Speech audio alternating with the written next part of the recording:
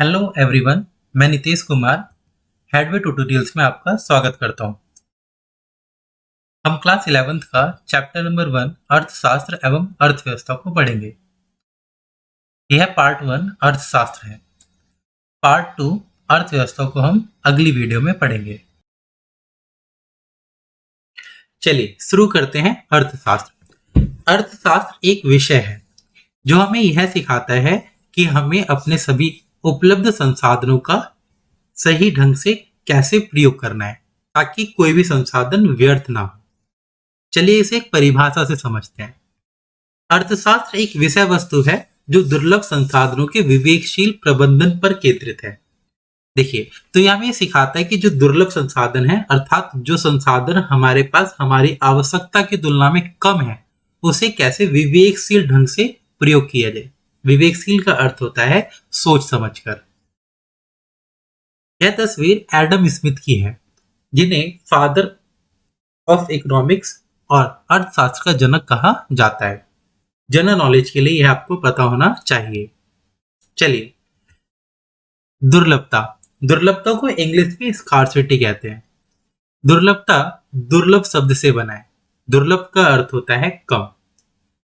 दुर्लभता एक ऐसी स्थिति को दर्शाता है जिसमें उपलब्ध संसाधन आवश्यक संसाधनों की तुलना में कम होते हैं। चलिए इसे एक परिभाषा से समझते हैं। दुर्लभता से अभिप्राय उस स्थिति से है जब मानवीय आवश्यकताओं को पूरा करने के लिए उपलब्ध संसाधन आवश्यक संसाधनों से कम होते हैं। देखिए, मानवीय आवश्यकताएं कभी भी खत्म नहीं होती, अर्थात मानवीय आवश्यकताएं असीमित हैं और मानवीय आवश्यकताओं को पूरा करने के लिए जो भी संसाधन हमारे पास उपलब्ध हैं वे कहीं ना कहीं हमारी आवश्यकता की तुलना में कम है। जैसे पेट्रोल, डीजल, जो संसाधन हमारे पास उपलब्ध तो हैं लेकिन वे हमारी आवश्यकता की तुलना में कम है और उसका प्रयोग लगातार करने से वे धीरे धीरे समाप्त होते जा रहे हैं। इसलिए हमें अपने उपलब्ध संसाधनों का विवेकशील ढंग से प्रयोग करना चाहिए। चलिए एक बार फिर समझते हैं। दुर्लभता से अभिप्राय उस स्थिति से है जब मानवीय आवश्यकताओं को पूरा करने के लिए उपलब्ध संसाधन आवश्यक संसाधनों से कम होते हैं। चलिए इसे एक फॉर्मूले से भी समझते हैं। उपलब्ध संसाधन इज लेस देन आवश्यक संसाधन। तो देख सकते हैं उपलब्ध संसाधन कम है और आवश्यक संसाधन हमें ज्यादा चाहिए। इसे एक अन्य परिभाषा के रूप में भी समझा जा सकता है। दुर्लभता से अभिप्राय उस स्थिति से है जिसमें किसी वस्तु की मांग शून्य कीमत पर भी वस्तु की पूर्ति से अधिक होती है।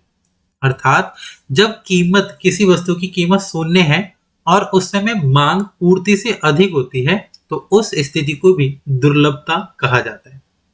चलिए इसका एक एग्जांपल देखते हैं। इस तस्वीर में आप ध्यान से देखिए तो इसमें निःशुल्क दवाइयां मिल रही है अस्पताल में। अस्पताल में मिलने वाली निःशुल्क दवाइयां अर्थात वे उनकी कीमत शून्य होती है लेकिन वहां पर मांग उसकी पूर्ति से सदैव अधिक रहती है, तो इस स्थिति को भी दुर्लभता कहते हैं। सरकारी अस्पतालों में मिलने वाली मुफ्त दवाइयां, उम्मीद आपको समझ में आया होगा। आर्थिक समस्या क्या है? चलिए इस तस्वीर से समझते हैं। मान लीजिए कि यह एक उपभोक्ता है और इसके पास अलग अलग 5 रास्ते हैं, तो इसको किसी एक रास्ते पर जाना होगा और बाकी के किसी 4 रास्तों को उसे त्याग करना पड़ेगा। तो किसी एक रास्ते का चयन करना और बाकी के 4 रास्तों का त्याग करना ही आर्थिक समस्या कहलाता है। अर्थात आर्थिक समस्या चयन की समस्या है। चलिए इसे एक परिभाषा से समझते हैं। आर्थिक समस्या संसाधनों के विवेकशील प्रबंधन की समस्या अथवा संसाधनों के इष्टतम उपयोग की समस्या है। इसे ही चयन की समस्या भी कहते हैं। देखिए, आर्थिक समस्या संसाधनों के विवेकशील प्रबंधन की समस्या है। तो हमारी समस्या यह है कि जो संसाधन है हम उसका सही ढंग से अर्थात सोच समझकर कैसे उसका प्रयोग करें, या संसाधनों के इष्टतम उपयोग। इष्टतम का अर्थ होता है सबसे अच्छा, अर्थात हमें अपने संसाधनों का सबसे अच्छे तरीके से प्रयोग करने की समस्या को ही आर्थिक समस्या कहते हैं। इसे ही चयन की समस्या भी कहा जाता है। इसे एक और एग्जाम्पल से भी समझ सकते हैं। मान लीजिए कि आप स्कूल जा रहे हैं और आपको स्कूल जाते समय आपकी मम्मी ने 5 रुपए दिए। आप स्कूल में पहुंचे और लंच हुआ। लंच में आप जब जाएंगे कैंटीन में तो आपको वहां पर 5 रुपए में एक समोसा या 5 रुपए में एक रसगुल्ला या 5 रुपए में आपको चाउमीन मिल सकती है। लेकिन क्योंकि आपके पास जो 5 रुपए हैं, जो संसाधन है वो दुर्लभ है, लेकिन आप तो तीनों ही चाहते हैं, अर्थात आपकी आवश्यकता अधिक है, तो आपको किसी एक का चयन करना होगा और बाकी किसी दो का त्याग करना होगा। इसे ही आर्थिक समस्या कहते हैं। इसके उत्पन्न होने के मुख्य 3 कारण हैं, जो इस प्रकार हैं। आखिर ये उत्पन्न क्यों होती है? पहला कारण है संसाधन दुर्लभ है। तो जितने भी संसाधन हमारे पास हैं वे दुर्लभ हैं। दुर्लभ मतलब हमारी आवश्यकता की तुलना में कम है, अर्थात मानवीय आवश्यकताओं की तुलना में जब संसाधन कम होते हैं उस स्थिति को दुर्लभ कहते हैं। नंबर 2, संसाधनों के वैकल्पिक प्रयोग है। वैकल्पिक प्रयोग का अर्थ है कि आप अपने संसाधनों को अलग अलग जगहों पर प्रयोग कर सकते हैं। जैसे कि यह उपभोक्ता, इसे किसी एक का चयन करना होगा और 4 किसी का त्याग, लेकिन किसी एक को चुनने के लिए उसके पास अलग अलग 5 अल्टरनेट ऑप्शंस हैं। इसी को वैकल्पिक प्रयोग कहते हैं। मानवीय आवश्यकता असीमित है। मानवीय आवश्यकताएं हमेशा असीमित होती हैं, अर्थात आप हमेशा किसी भी चीज को ज्यादा और ज्यादा या बहुत ज्यादा चाहते हैं। आपकी आवश्यकताएं कभी भी समाप्त नहीं होती। अर्थशास्त्र की परिभाषा को डिटेल में समझते हैं। अर्थशास्त्र एक विषय वस्तु है जो दुर्लभ संसाधनों के विवेकशील प्रबंधन पर इस प्रकार केंद्रित है कि व्यष्टि स्तर पर उपभोक्ता अधिकतम संतुष्टि प्राप्त कर सके तथा उत्पादक अधिकतम लाभ प्राप्त कर सके, जबकि समष्टि स्तर पर समाज अधिकतम सामाजिक कल्याण प्राप्त कर सके। उपभोक्ता जब भी किसी वस्तु का उपयोग करता है तो वह हमेशा संतुष्टि के लिए करता है, और उत्पादक जब भी कोई भी काम करता है अर्थात उत्पादन करता है तो वह हमेशा लाभ को अधिकतम करना चाहता है। अब उपभोक्ता संतुष्टि ही क्यों प्राप्त करता है, लाभ क्यों नहीं? चलिए ऐसे एक एग्जाम्पल से समझते हैं। यदि आप बाजार में जाते हैं और टी शर्ट खरीद कर लेकर आते हैं, तो जब आप टी शर्ट खरीदते हैं तो आप उससे लाभ नहीं कमाना चाहते, बल्कि आप उसका उपयोग करके संतुष्टि प्राप्त करना चाहते हैं। जैसे कि अगर आपने एक टी शर्ट खरीदी और वह 2 या 3 दिन में ही खराब हो जाती है, अर्थात उसका कलर फेड हो जाता है, तो क्या आप उसे संतुष्ट हो पाएंगे? नहीं। और लेकिन अगर वह 6 महीने या साल भर चल जाती है, वो अच्छी लगती है, तो आप उससे संतुष्टि प्राप्त कर सकेंगे। इसलिए उपभोक्ता सदैव अधिकतम संतुष्टि के लिए ही वस्तुओं का उपभोग करता है, जबकि उत्पादक जब भी किसी वस्तु का उत्पादन करता है या उसे बाजार में बेचता है तो उससे वह अधिकतम लाभ प्राप्त करना चाहता है। उसी जगह यदि आप समाज में हैं तो आप हमेशा यही चाहेंगे कि सामाजिक कल्याण हो, अर्थात सबका कल्याण। चलिए एक बार फिर समझते हैं। अर्थशास्त्र एक विषय वस्तु है जो दुर्लभ संसाधनों के विवेकशील प्रबंधन पर इस प्रकार केंद्रित है कि व्यष्टि स्तर पर मतलब छोटे स्तर पर उपभोक्ता अधिकतम लाभ प्राप्त कर सके और उपभोक्ता अधिकतम संतुष्टि प्राप्त कर सके और उत्पादक अधिकतम लाभ प्राप्त कर सके, जबकि समष्टि स्तर पर समाज अधिकतम सामाजिक कल्याण प्राप्त कर सके। चलिए आगे चलते हैं। अर्थशास्त्र के प्रकार। अर्थशास्त्र को 2 भागों में बांटा जाता है, समष्टि अर्थशास्त्र और व्यष्टि अर्थशास्त्र। व्यष्टि अर्थशास्त्र समष्टि अर्थशास्त्र का एक छोटा रूप है। चलिए इसे एक डायग्राम से समझते हैं। अगर आप इस डायग्राम को ध्यान से देखें तो ये जो बाहर की जो बाउंड्री लाइन है, जो हमारे इंडिया के मैप की जो बाहर की बाउंड्री लाइन है, जो हमें समष्टि अर्थशास्त्र को समझाती है। देखते हैं कैसे। जब कोई भी ऐसे निर्णय लिए जाते हैं जिसका असर पूरे भारतवर्ष पे पड़े, तो वह समस्या या उस तरह के सुझाव या वह निर्णय समष्टि अर्थशास्त्र से संबंधित होते हैं। जबकि यदि कोई ऐसा निर्णय लिया जाता है जो कि भारत के अंदर किसी एक व्यक्ति जैसे उपभोक्ता, उत्पादक या फर्म या कोई उद्योग या फिर एक पर्टिकुलर ग्रुप अगर उसकी बात करते हैं तो हमारा अभिप्राय व्यष्टि अर्थशास्त्र से होता है। चलिए एक बार फिर समझते हैं।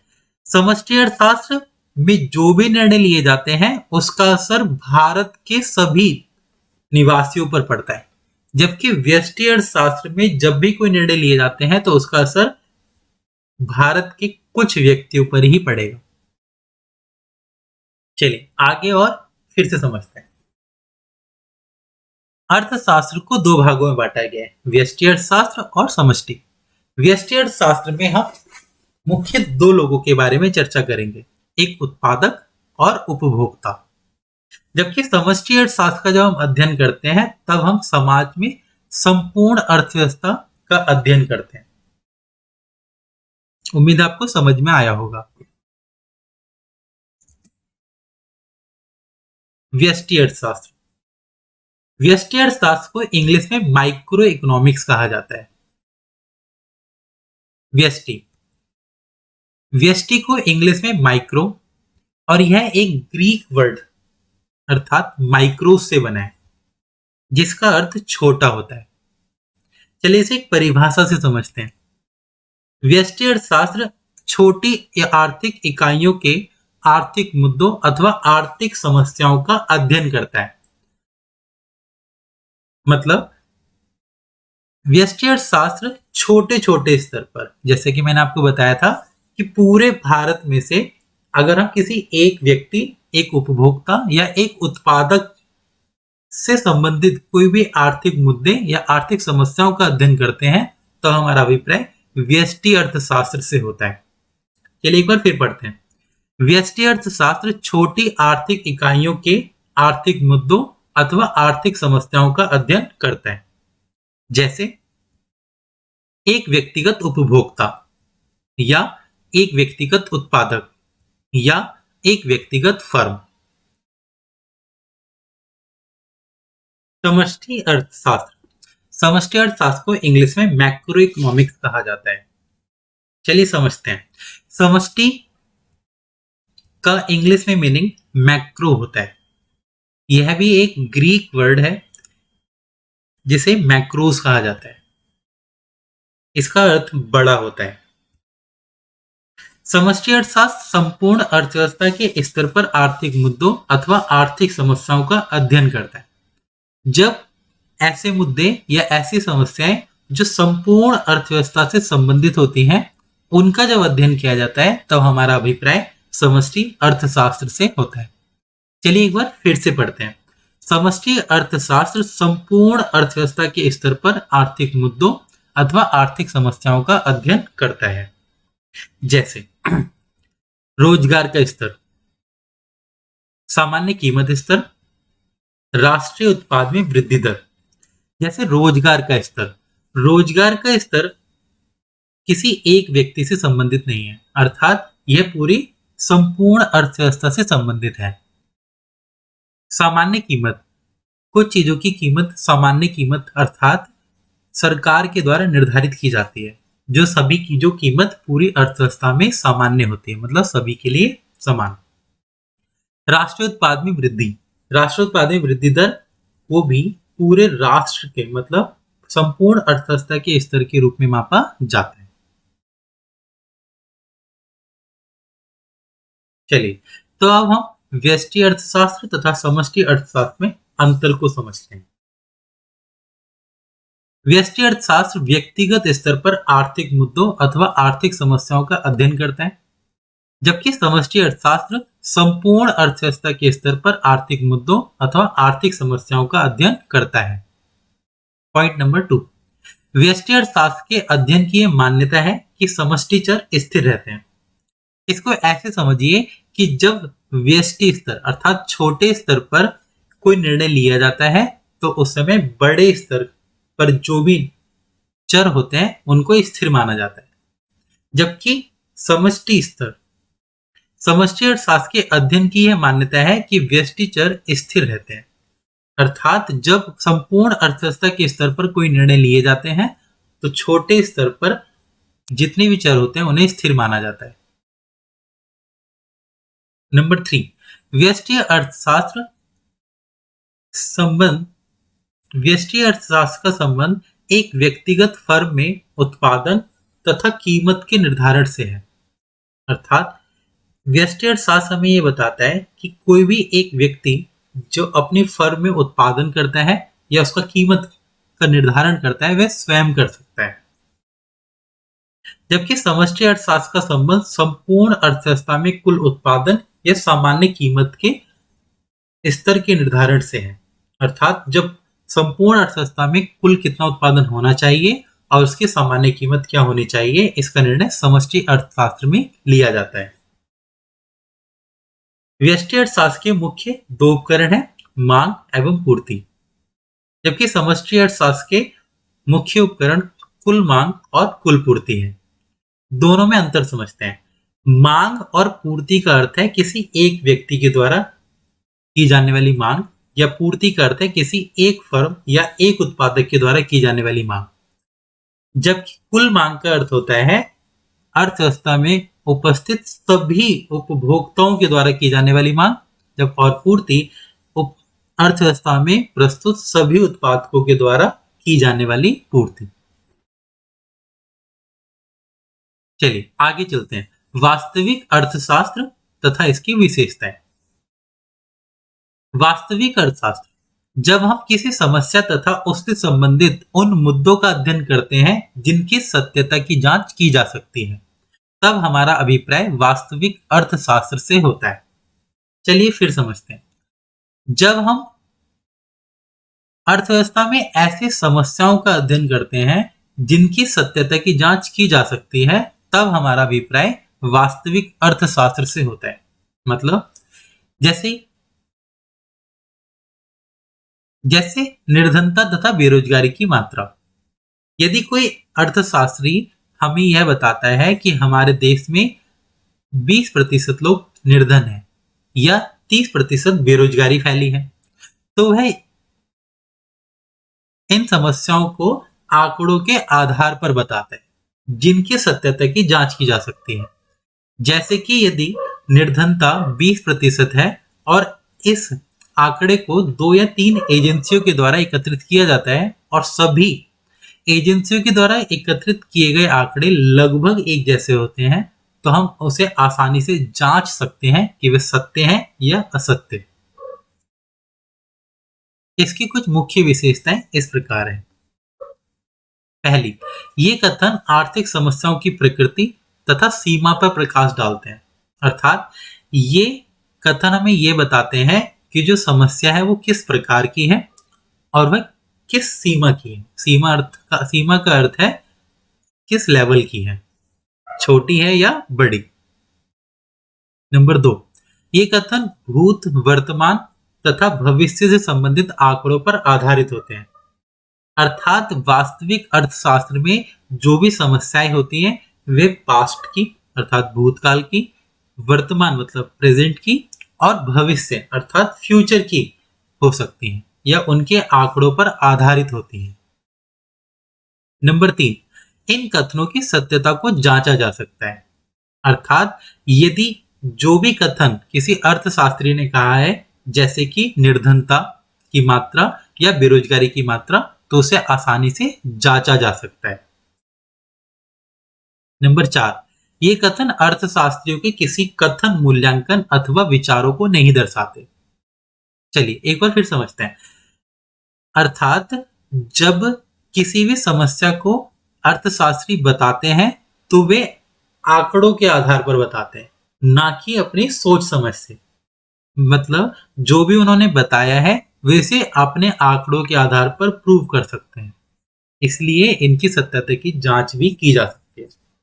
कथन मूल्यांकन का अर्थ होता है, इंग्लिश में से जजमेंट कहते हैं। जजमेंट मतलब जैसे कि अगर कोई बच्चा एक डांस करता है तो उसे देखकर बैठे जज बता देते हैं कि वह अच्छा कर रहा है या बुरा कर रहा है, जिसको जांचा नहीं जा सकता कि उनका जजमेंट सही है या गलत है। आदर्शात्मक अर्थशास्त्र तथा इसकी विशेषताएं। आदर्शात्मक अर्थशास्त्र, जब हम किसी समस्या को हल करने के लिए सुझाव देते हैं जिनकी सत्यता की जांच नहीं की जा सकती, तब हमारा अभिप्राय आदर्शात्मक अर्थशास्त्र से होता है। अर्थात जब वास्तविक अर्थशास्त्र में हमें किसी समस्या को बताया जाता है, जैसे निर्धनता की समस्या या बेरोजगारी की समस्या की मात्रा को बताया जाता है, तो उसके उस समस्या के लिए अर्थशास्त्री अपने अपने सुझाव देते हैं, अर्थात उसे हल करने के सुझाव दिए जाते हैं। और जो हल करने के सुझाव होते हैं उनकी सत्यता की जांच नहीं की जा सकती। ऐसे अर्थशास्त्र को आदर्शात्मक अर्थशास्त्र भी कहा जाता है। चलिए एक बार फिर समझते हैं। जब हम किसी समस्या को हल करने के लिए सुझाव देते हैं जिनकी सत्यता की जांच नहीं की जा सकती है, तब हमारा अभिप्राय आदर्शात्मक अर्थशास्त्र से होता है। जैसे जैसे निर्धनता की समस्या को हल करने के लिए नौकरी के आरक्षण का सुझाव।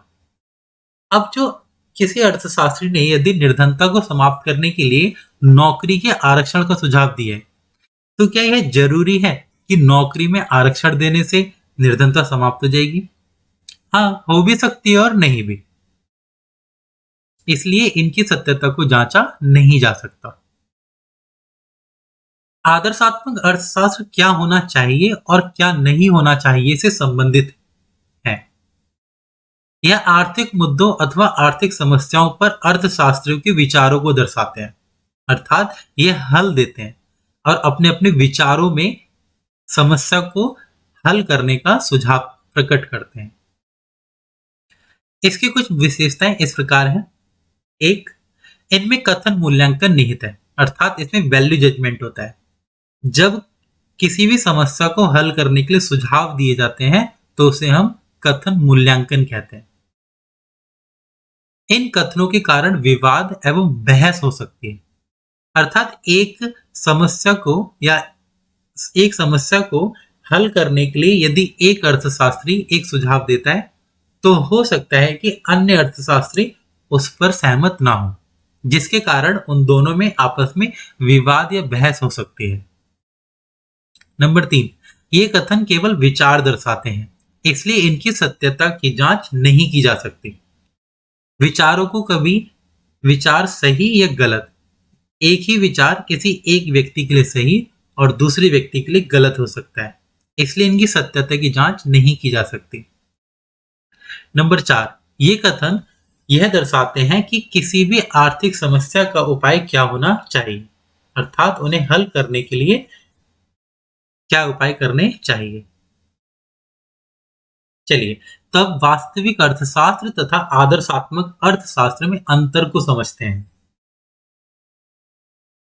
ये सभी अंतर वास्तविक अर्थशास्त्र तथा आदर्शात्मक अर्थशास्त्र की विशेषताओं से ही लिए गए हैं।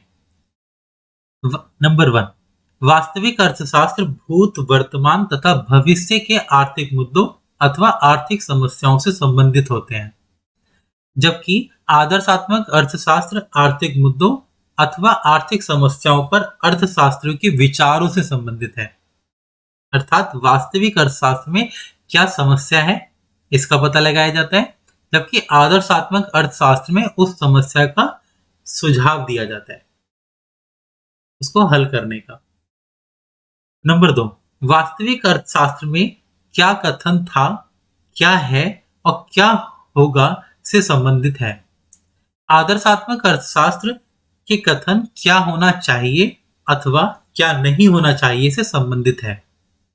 नंबर 3, वास्तविक कथन सदैव सत्य नहीं होते, ये सत्य अथवा असत्य हो सकते हैं, अर्थात जो आंकड़े एकत्रित किए गए हैं यदि उनमें किसी भी तरह की कमी रह जाती है तो वे असत्य भी हो सकते हैं। आदर्शात्मक कथनों को सत्य अथवा असत्य नहीं माना जाता, ये केवल विचारों को दर्शाते हैं। नंबर 4, तथ्यों को सत्यता के लिए जांचा जा सकता है, अर्थात यह पता लगाया जा सकता है कि जो तथ्य है वह सही है या गलत, अर्थात सत्य है या असत्य, जबकि आदर्शात्मक कथनों को जांचा नहीं जा सकता। जैसे कि हमने अभी पढ़ा कि जब किसी का कोई विचार होता है तो जो एक विचार किसी एक के लिए सही या दूसरे के लिए वही विचार गलत भी हो सकता है। नंबर 5, वास्तविक अर्थशास्त्र में कथन मूल्यांकन नहीं है, जबकि आदर्शात्मक अर्थशास्त्र में कथन मूल्यांकन निहित होता है। उम्मीद है आपको मेरी वीडियो पसंद आई होगी। तो लाइक, सब्सक्राइब और शेयर करना ना भूलें। और हाँ, बेल आइकन को जरूर दबाएं ताकि आपको मेरी वीडियो का अगला नोटिफिकेशन मिल सके। तो मिलते हैं अगली वीडियो में। Bye, thank you.